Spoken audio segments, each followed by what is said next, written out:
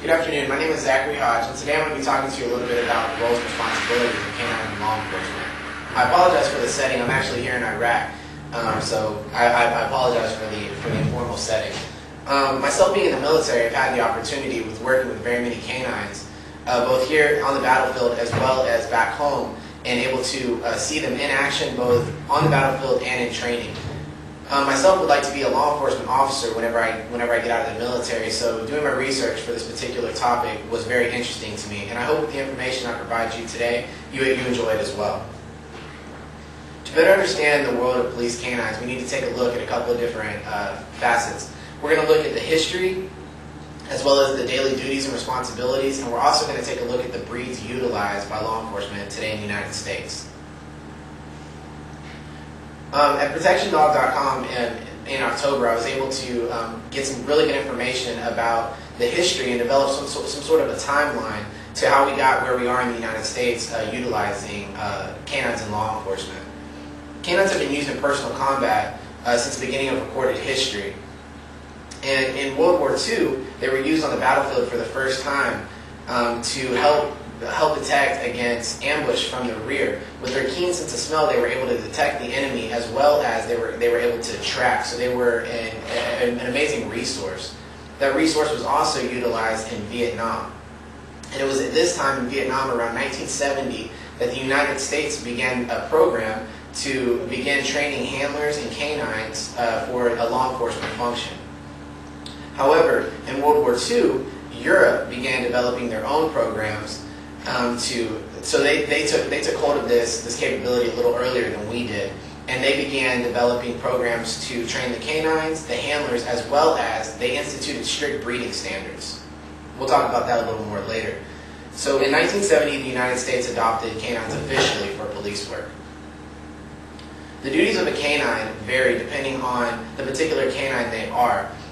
There are canines that are used specifically for detection, whether it be for bomb detection, cadaver dogs, and also narcotics dogs that work along narcotic officers. And then you have your regular everyday patrol dogs, which actually patrol a beat and provide protection for their handlers. Speaking of providing protection for their handlers, the daily responsibilities of a canine vary, but their number one priority is 24-hour protection of their handlers, and they're able to do that because the canines live with the officers in most cases. Some of the duties they do daily is drug sweeps, as well as a 10 court to help in trials. They also track suspects similar to the capabilities I spoke of earlier in both World War II and Vietnam. The hours that they actually work can vary depending on the different police departments, but it's primarily about an 8-hour schedule, not to include training. According to HowStuffWorks.com in October, I was able to narrow down the 3 major breeds utilized by law enforcement here in the United States.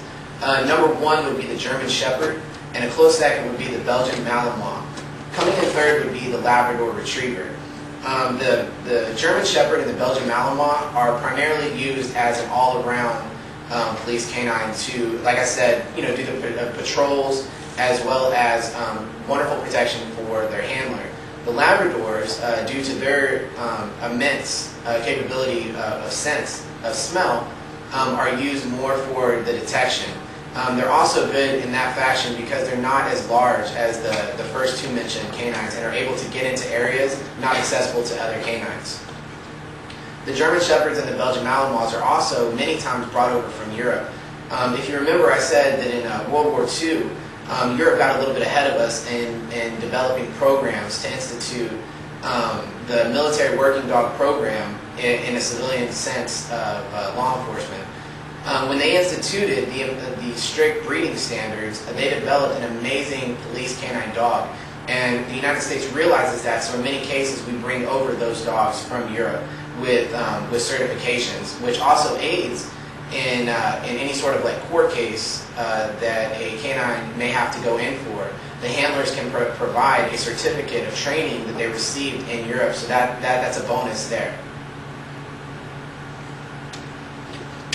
This is a priceless service that these canines perform, and it's also time tested. Even with the amazing technology that we have nowadays in the United States, a good canine cannot be replaced.